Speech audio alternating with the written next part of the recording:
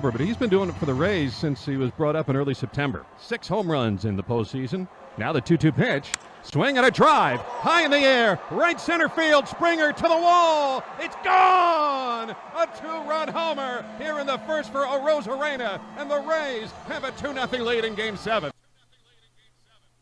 What is up, guys? It's Baseball Nerd back with another Around the Horn MLB postseason recap, going over Game 6 of the NLCS and Game 7 of the ALCS. We're going to start it off over in the NL with the Dodgers going up against the Braves here for Game 6. The series is 3-2. Atlanta led it. Last night, Walker Buehler had a really nice game going on the bump for the Dodgers. Max Fried actually had a pretty good game going up for the Braves, but it gets overshadowed by the lack of offense.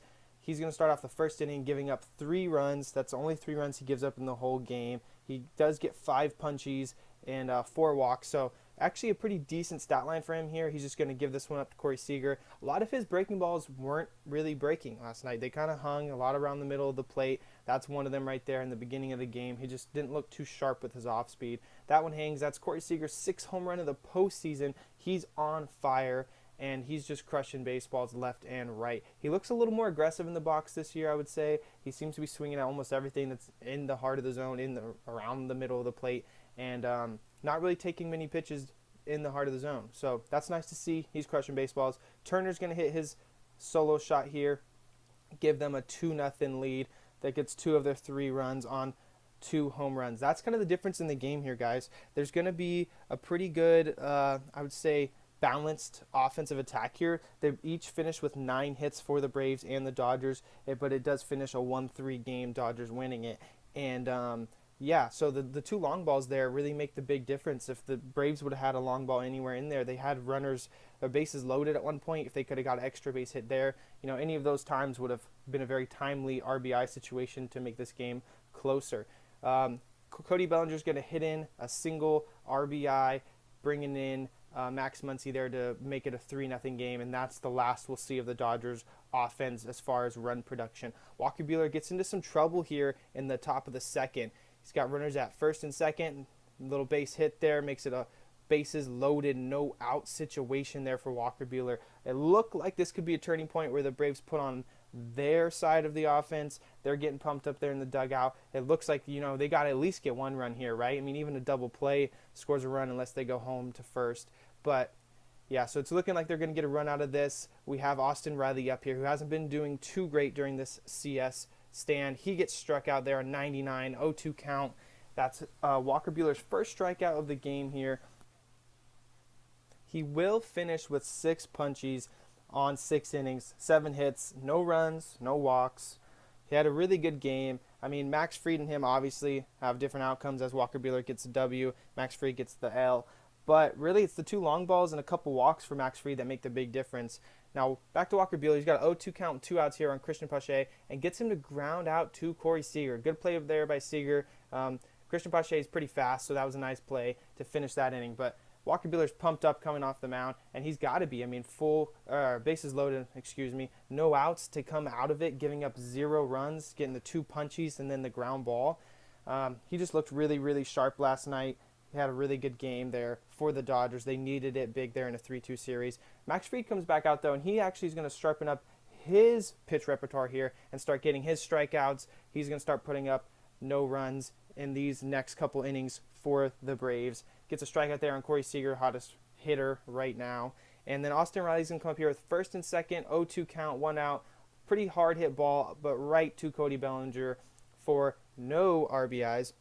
This is another thing I noticed from the Braves last night, starting off with that bases loaded, no outs, not getting an RBI. Coming up in this spot, one out, first and second, and they end up getting out of it, the Dodgers do. Walker Buehler with that comebacker, flip over to first. So that sucked for the Braves. They stayed pretty hand in hand with the Dodgers as far as hits go, but they just couldn't score anybody. None of those guys and those hits came in big times with runners in scoring position. Full count, 2 outs, big spot there for Justin Turner, and Max Fried gets out of it with a rollover to third base. Austin Riley with a nice play. So Max Fried is dealing now. He's feeling good. He's feeling better after that rough first inning. Walker Buehler back on the bump here.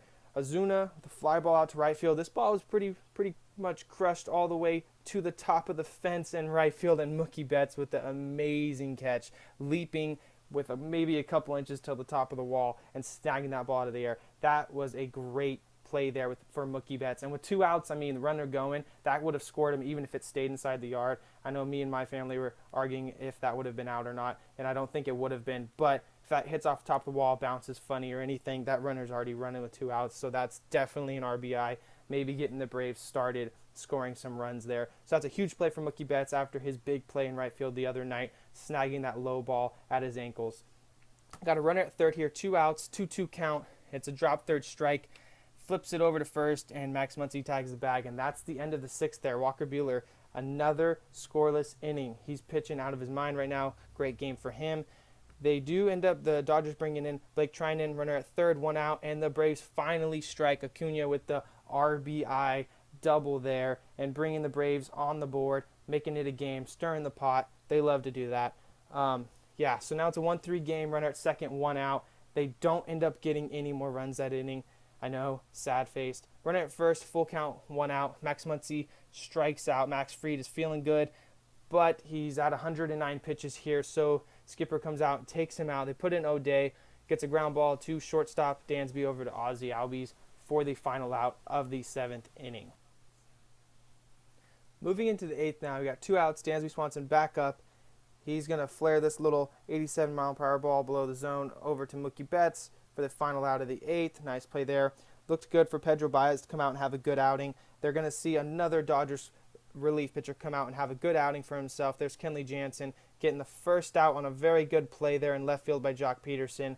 Ball coming in. He's coming in on the ball. Ball's fading down. He makes a nice snag there for Kenley. Kenley against Pablo Sandoval. The Panda gets another fly ball out to left field. Seemed to be a reoccurring theme to finish out the game. 3-1, Dodgers win. They play Game 7 tonight against the Braves. I know Ian Anderson's starting for the Braves. Don't know who's starting yet for the Dodgers. That should be a really, really good game. Everyone loves a Game 7. So we're going to be moving into this Game 7 of the ALCS. We got Charlie Morton going up on the bump for the Rays here, and Lance McCullers going on the mound for the Astros. A little old rematch of former teammates here, both Astros at 2017 when they won the World Series. Charlie Morton there starting off the game pretty good. He's going to have a really good game. Lance McCullers, not as much, but Charlie Morton's going to go 5 2/3, only give up 2 hits, 1 walk on 6 punchies. He does get pulled a little prematurely with 66 pitches, but we'll get there. Let's check out his first inning, where he's got 2 outs now with Michael Brantley at first base, and he does get out of that inning unscathed. Lance McCullers, like I said, is going to pitch. He hasn't been eating up as many innings this postseason, hasn't been looking as sharp, but he is their supposed 2 pitcher here in this rotation. So he's looking to take on the pressure. Had a really good postseason a couple years ago, so we'll see how he does. Starts off the first with hitting the leadoff batter. Not a great way to start it. We have Mr. Randy Arozarena up now, greatest player on earth at this current time. 2-2 count on him, and he's just going to line this ball all the way out to right center field for a home run. For once, we have the Rays with the first inning bomb instead of the Astros. That's his 7th home run for Mr. Randy Arozarena. He is just on fire, man. He's just crushing baseballs. I love this bat flip. Holds on to it most of the line, then just chucks it, loses his helmet at the same time. He doesn't care. Most home runs by a rookie in a single postseason now belongs to Mr. Randy Arozarena. Used to be another Ray, Evan Longoria, who held that. No longer. It is now Mr. Randy Arozarena. And now we have Charlie Morton back on the bump, getting a ground ball up the middle from Bregman. Really nice play from Willie Adames. I said it last time. I'll say it again. This defense for the Rays, infield and outfield, has had amazing plays in every recap we've looked at. From Manuel Margot's plays in the outfield and Kevin Kiermaier to Willie Adames on the infield. They just have some really nice plays. Now we have Mr. Mike Zunino going up with a full count here, 1 out, and just launches this baseball out to left field. A monster home run there. Love to see that. That was a huge bomb there, giving them their 3rd run. That's the 3rd earned run Lance McCullers will give up, and his last that he will give up as he gets pulled after 3 2/3 innings here. But looking back at Mike Zunino, it's awesome to see him playing these Astros in the postseason right now, as he was drafted in the 2012 draft with a 3rd overall pick to the Mariners, and Carlos Correa was actually the first pick of that draft to the Houston Astros. Cool to see 2 guys from the top of their draft class going at it in this postseason. Moving in, though, back to the game, got Charlie Morton still on the bump there, getting his 2nd out of the 4th inning. Little banter there between the right fielder and then Brandon Lau as Charlie Morton gets his next out. He's going to go up against Carlos Correa, the guy we were just talking about, first overall pick. He strikes out on a fastball, painted on the outside corner, low and away. Great pitch there.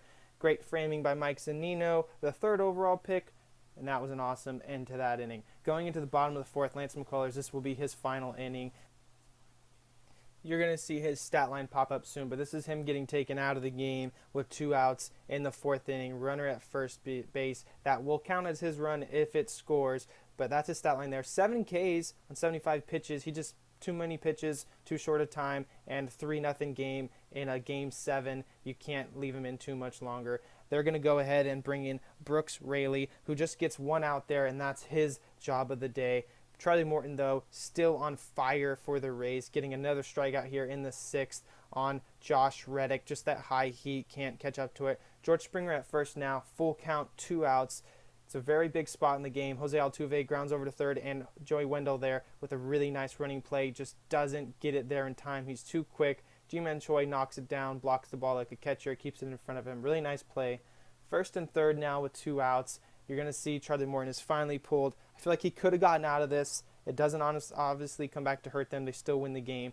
But it did kind of suck to see. I did think if they did bring someone else in, they needed to bring in Nick Anderson. So I'm glad they brought him in. Michael Brantley grounds out to second base. Brandon Lau over to Ji-Man Choi for the final out of the inning. I just really thought Charlie Morton was so low pitch count, 6 strikeouts, 1 walk, 2 hits. He was just cruising. I felt like he could have got out of that. But if you're going to pull him out, bring in your best guy. That was fine with me. Mike Zunino is going to come in here with runners at first and third, 1 out, and fly out to deep left center field for a sac fly, and to finish off the Rays' 4 runs they're going to put up in this game against the Astros. That was Jose Urquidy there pitching, one of my picks earlier in the postseason predictions for team MVPs. Yuli Gurriel is going to get a double play here with 1 out to end the 7th inning there for Nick Anderson. Huge double play there for Nick, and that's going to take us straight into the top of the 8th, where Peter Fairbanks is going to come in and finish out the game for the Rays. He's going to pitch an inning and a third here. These runners that are on base with Carlos Correa up do belong to Mr. Nick Anderson, as he started this inning and got the first 2 outs for the 8th.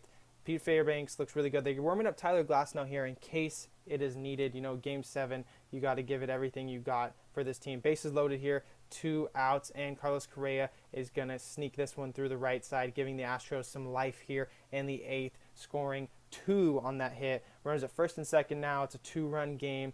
There's 2 outs. This is like a big spot here for Alex Bregman. 1-2 count from Mr. Fairbanks, and he strikes him out. 100 up and away outside the zone. He had to chase it, and huge punchy there from Mr. Fairbanks, getting out of that big inning. That could have been a turning point for the Astros. The tying run was at first base. The winning run was at the plate. Moving into the 9th now. He's going to start back on the bump now, Mr. Peter Fairbanks. He's going to get a strikeout there against Kyle Tucker. Rays are feeling it. They're getting pumped up. They know they're getting close. 1 out here. Runner at first. 2-2 count on Mr. Reddick. Gets a up and away again. He goes with the heater to get another strikeout. There's 2 outs now. They're 1 out away from making the World Series. This pitch will be 90, low and away. Will he have it in right field? I think this is a pretty routine play. It is. And that's the end of the game, guys. That's how it ends. The Astros are out of the playoffs. They're done for this season. Everyone that knows they cheated, which is everyone, is happy, and so am I. Rays are making the World Series. Really happy for that. Really happy to see what will happen tonight and who they will be matching up with. I can see it going either way. I still think the Dodgers have an overall better team, but the Braves have been looking really good. I think it's just going to come down to pitching and hitting with runners in scoring position tonight, which is kind of what baseball is anyways. But yeah, that's my opinion. I really hope you guys like these recaps. Going to be doing the last one for the CS tonight. Then we'll get up our predictions for the World Series MVP, World Series winner going into the next couple days, and then we'll start recapping World Series games. Thank you guys for watching Around the Horn. Please like, please subscribe. Let me know what you guys think. Give me any feedback. Really appreciate you guys watching. Thank you.